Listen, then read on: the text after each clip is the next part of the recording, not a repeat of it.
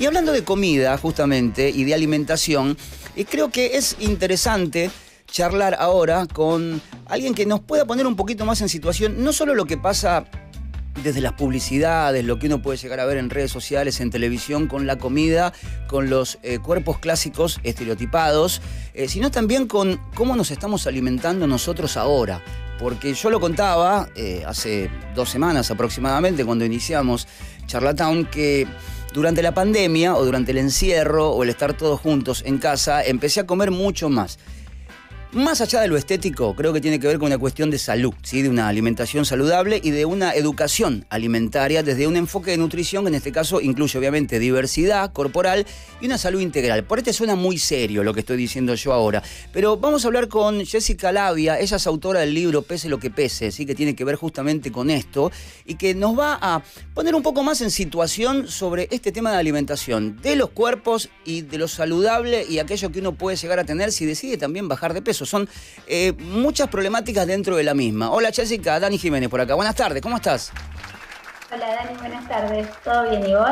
Bien, un placer. Bueno, sé en este caso también que junto a Paula Jiménez, Paula había estado en La Loye en algún momento charlando al aire sobre esto que es un tema, viste, que tiene un montón de aristas. Y vos lo contabas en un video que también estuve viendo sobre esos hijos adolescentes que hoy por hoy por ahí tienden a un lugar de comida distinto. ¿Viste? En el caso de la alimentación que uno puede tener con galletitas y demás. En mi caso, la pandemia nos agarró a casi todos los 5 en la cocina, porque es el lugar donde nos encontramos, donde veíamos la tele hasta que la agarró una maraca y donde más o menos teníamos una relación social. Ahora, la cocina está al lado de la heladera, está al lado de la alacena, está al lado de la hornalla, del hornito eléctrico y fue una cuestión de empezar a comer de una forma casi descontrolada. ¿Cómo se hace para que uno tenga, primero, ¿no? Para comenzar con esto, una conciencia de alimentarnos de otra manera? Bueno, lo primero es con educación.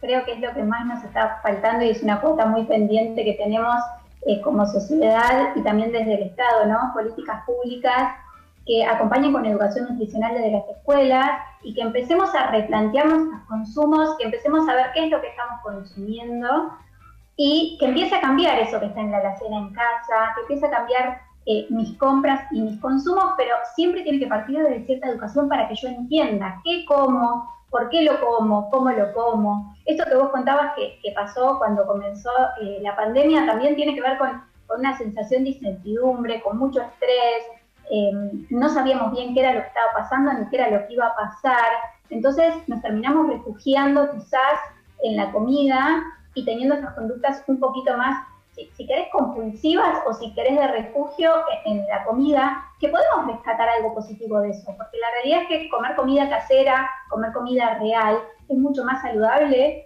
muchas veces que comer otro tipo de productos. El tema es, ¿qué hay en la alacena de mi casa? ¿Qué hay en la heladera de mi casa? ¿Qué es realmente lo que estoy consumiendo, no? Bueno, creo que diste en el clavo con una palabra, a ver, en mi caso particular, que es compulsión. Y es compulsión total. Encima abrís la heladera, no sé si, supongo que pasará en todos los países del mundo, pero viste, nosotros acá tenemos esa alimentación donde yo abro la heladera y veo la verdura abajo, para que no la vea nadie. Fíjate que es estratégico como la verdura siempre en la heladera suele estar abajo, porque quizás es lo que menos querés ver cuando la abrís. Pero después tenés el dulce de leche, por ahí te quedó una porcioncita de pizza del día de ayer. Tenés, en este caso, abrís el freezer y hay, no sé, un paquete de hamburguesas, una casa común. Digo, hay un montón de tentaciones y aparte podés vincular. Me hago un pancito, la ingesta de pan en mi caso subió un montón, la ingesta de caramelos, por ejemplo. ¿Ayudó para el mal esta cuestión de estar refugiados y no tener un mínimo control o no intentar llevar un control? Total, estábamos todos adentro guardados, nadie nos iba a ver. Sí, yo creo que influye mucho, obviamente, porque en la construcción de la imagen corporal tiene mucho que ver, ¿no? La mirada del otro, la mirada de afuera. Pero también creo que el gran planteo es este, ¿no? ¿Qué es lo que hay en casa para comer? ¿Por qué tengo en esas cantidades determinados alimentos? ¿Y por qué muchas veces no tengo registro de qué es o no saludable? Porque como hablabas al principio, esto es más allá de la corporalidad que habitemos y el tamaño de nuestros cuerpos, sino que tiene que ver con un tema de salud integral. Entonces, más allá de si engordamos o no, ¿qué nos está pasando con la alimentación? ¿Qué nos está pasando con esta relación con la alimentación? con nuestra relación con la alimentación en un entorno obviamente totalmente estresante y totalmente agresivo, como es el que estuvimos viviendo principalmente en los primeros meses de pandemia. Entonces, me parece que es muy importante que empecemos a replantearnos y a ver qué pasa. Si nosotros como sociedad somos una sociedad que consume, por ejemplo, muchísimas harinas refinadas, mucha carne roja, tenemos bajo consumo de frutas, de verduras, bajo consumo de legumbres, entonces es lógico que si estoy encerrado o encerrada en mi casa, estoy consumiendo quizás más cantidades por un tema de estrés o por un tema de aburrimiento o por un tema de ansiedad, va a ser mucho menos saludable si lo que hay en casa es menos saludable también, ¿entiendes? Yo muchas veces digo, bueno, no somos máquinas alimentándonos, somos seres sociales, entonces es lógico que lo que pasa en nuestro entorno nos afecte en nuestra relación con la comida también. Pero digo, va a depender mucho si lo que estoy comiendo es más lentejas de lo habitual o si lo que estoy comiendo es más caramelos de lo habitual. Bueno, yo empecé con los caramelos en la pandemia. Yo creo que no comía caramelos desde los FIS en la primaria. Nunca fui alguien de comer mucho caramelo y golosina. Y empezamos a comprar, insisto, somos 5 en casa, hay 3 nenes, entonces bueno, dejamos el tarro ahí, alguien mete mano, yo de hecho me traje hoy 2, salí de casa y dije uno para el viaje y otro para la tarde. Y aparte algo que conspira contra la alimentación saludable, integral, aun si uno quisiera estar, que me parece válido, un poco más estilizado porque siente que por ahí se levanta y la panza o lo hace transpirar cuando come. Digo, hay un montón de motivos, por eso me gustaba charlarlos a todos con vos. Pero es entender que cuando comes, lo que comes no te engorda en ese momento. Que ese es un engaño de la mente también, no quiero llamarlo a Fabricio otra vez, pero sabés que lo que vas a comer ahora, te vas a un asado, cuando se puede hacer, y te das una bacanal, algo pantagruélico, con cerveza, lechón, esas cosas que merecerían que uno duerma 6 días.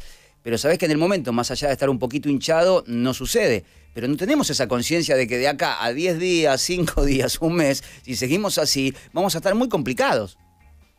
Claro, el problema tiene que ver con la calidad de eso que estoy comiendo, bien como vos decís, el tipo de grasa, en este ejemplo que vos estás dando, de lo que yo estoy consumiendo, y dónde se va a depositar esa grasa, ¿sí? Porque yo trabajo con la diversidad corporal, estoy en contra de lo que es estandarización de los cuerpos y de los pesos y demás, pero hay una realidad con respecto al tipo de grasa, por ejemplo, que yo consumo, que si es una grasa poco saludable, se va a depositar en lugares que va a terminar enfermando distintos órganos o va a haber más riesgo a que se enfermen distintos órganos, por ejemplo, el hígado, vamos a poner un ejemplo, o a nivel cardiológico y demás. Entonces, un poco trayendo lo que es la ley de etiquetado que está en pleno debate, sí, y viendo a ver si la terminamos de aprobar o no, que ya tiene media sanción, es importante estar informadas e informados sobre qué consumimos y cómo afecta a nuestra salud, independientemente del tamaño de nuestro cuerpo.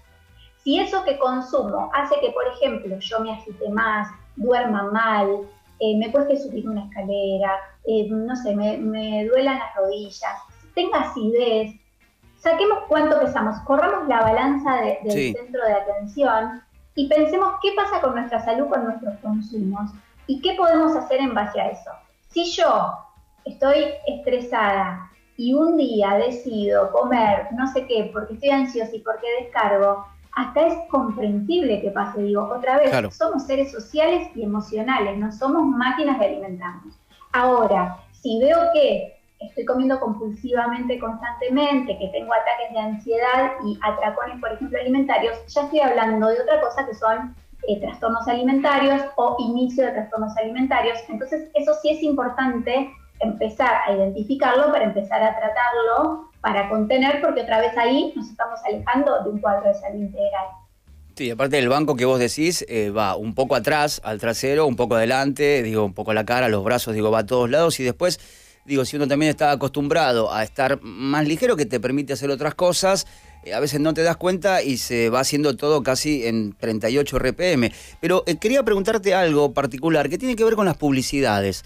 Porque si bien uno sabe que cuando entra una publicidad, más allá de que el cerebro conecte los cablecitos o no para que nos demos cuenta, es un estereotipo claro. Algunas no, uno va viendo con el tiempo que, y yo lo veo más que nada en Estados Unidos, hay muchas publicidades donde ya el estereotipo no es el de antes, digo, la mujer o el hombre esbelto, súper marcado, se nota más en los hombres que siguen siendo el mismo modelo todavía. No sé si te diste cuenta de eso. La mujer, por lo menos en algunas cosas que vio en Estados Unidos, sí ya el cuerpo es más como el de Lizzo, si querés, hablando de música, con algunos kilos de más, mostrándolo sin ese drama o esa construcción que se tenía de la imagen perfecta.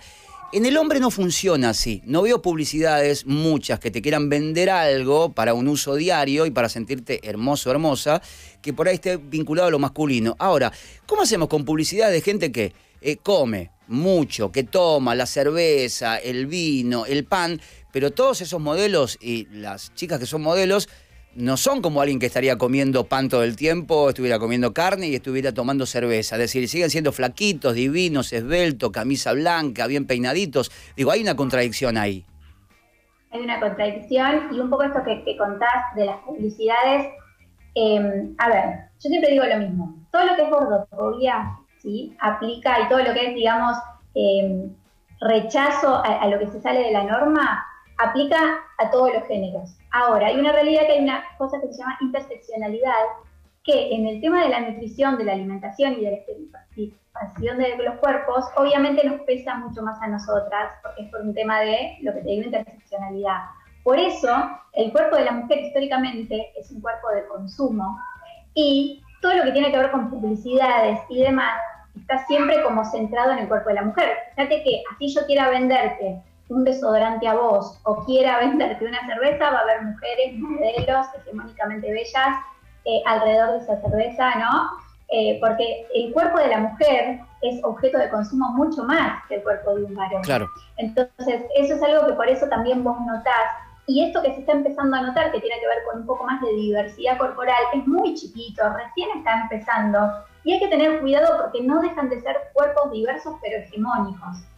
Fíjate que siguen siendo cuerpos jóvenes, siguen siendo, no sé, no hay poros, no hay celulitis, no hay estrías, siguen siendo cuerpos diversos pero cuerpos tonificados. Entonces se sigue estereotipando también, incluso en esta intención de ampliar la mirada y de aumentar lo que es la diversidad corporal. Así que falta mucho camino por recorrer. Creo que se empieza a detectar que este es un tema importante, que no es un tema menor, pero que recién estamos empezando a verlo.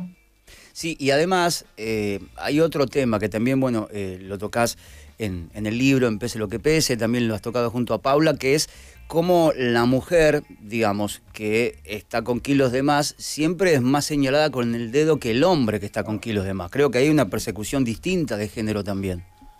Totalmente. Bueno, esto es lo que te decía, la interseccionalidad. Es lo mismo, digo, no es lo mismo ser una mujer gorda, pobre, que ser una mujer gorda de clase media alta, por ejemplo. Entonces, para no siempre estar vinculando varones con mujeres, ¿no? Entonces, estas cuestiones siempre son importantes entender, y todo lo que tiene que ver con discriminación y con violencia va a ir aumentando a medida que vayan disminuyendo mis privilegios sociales. Mientras más privilegios sociales, menos discriminación.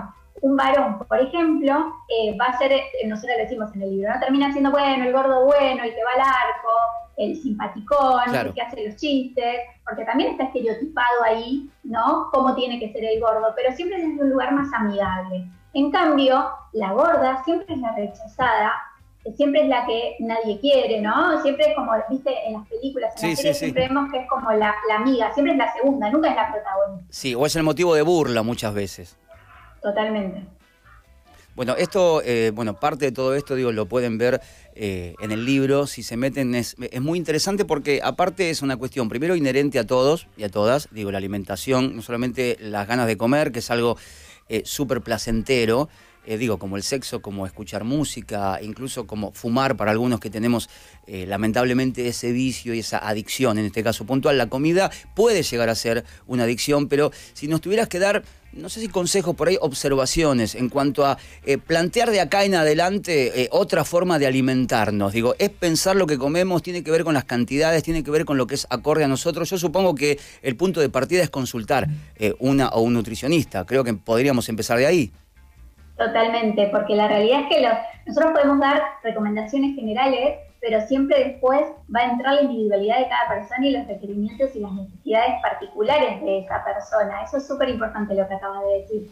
Siempre tener una consulta está buenísimo, y siempre desde lo social o desde lo colectivo me parece que lo que tenemos que empezar a hacer es el cambio y la transición de una cultura pesocentrista, una cultura de las dietas para adelgazar, hacia una cultura en la que contempla la diversidad corporal dentro de la salud integral y es una cultura que centra la atención en una alimentación saludable, no para adelgazar, no una alimentación saludable para encajar en un determinado cuerpo, sino para poder habitarnos justamente con una salud integral que también abarque el disfrute, que también abarque el placer, como vos decías, porque la alimentación también es fuente de eso, y el disfrute no necesariamente tiene que entrar en comerme un kilo de helado, ¿no? Yo puedo tener disfrute también en comer alimentos saludables. Lo que pasa es que eso es un hábito que no nos enseñaron. Nos enseñaron que comer manzana, por ejemplo, es algo horrible porque es hacer dieta y es restringirse y es pasarla mal.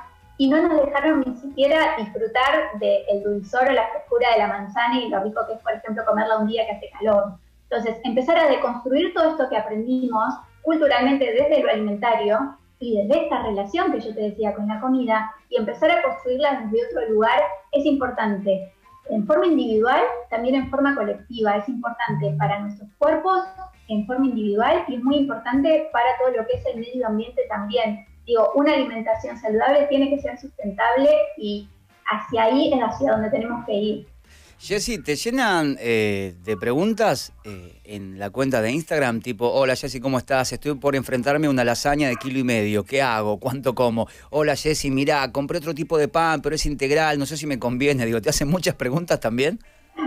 Bueno, recibo muchas preguntas. Lo que yo hago es, los lunes es el día de Nutri Preguntas y por historias pongo la cajita con las preguntas para que puedan preguntar ahí todo lo que quieren y que todas las personas lo podamos ver y que las respuestas sean lo más masivas posibles y vayamos construyendo también esta información mientras esperamos que haya políticas públicas que acompañen. Estamos trabajando ahí, no quiero contar mucho, pero bueno, estamos empezando a trabajar en un proyecto muy interesante desde el Senado para que haya educación nutricional en las escuelas, así como existe la ESI, que es tan importante. Y cuando hablo de educación nutricional, no solo de alimentación, que sí es importante, pero también todo esto que estamos hablando, ¿no? ¿Qué pasa con la imagen corporal, con nuestra relación con la comida, con nuestra nutrición, con el medio ambiente, con la sustentabilidad? Bueno, me parece que está bueno que nos empecemos a formar desde pequeñas y desde pequeños con respecto a este tema. Y nuestra generación, que es una generación que tenemos la cabeza un poquito dañada ya con todo esto, sí. Empezar a hacer como el cambio de a poco, porque la realidad es que es difícil romper con tantos años de un montón de información y de un montón de mandatos con el que cargamos, ¿no? Creo que somos la generación encargada de romper todo eso también, o sea, por nosotros mismos, pero también por las próximas generaciones que vienen. Creo que desde los feminismos es lo que estamos trabajando fuerte y que todo esto que hablamos de la estereotipación de los cuerpos y principalmente de los cuerpos de las feminidades, me parece que es lo importante que empezamos a deconstruir desde acá, entender que que todos los cuerpos valen, que todos los cuerpos son valiosos,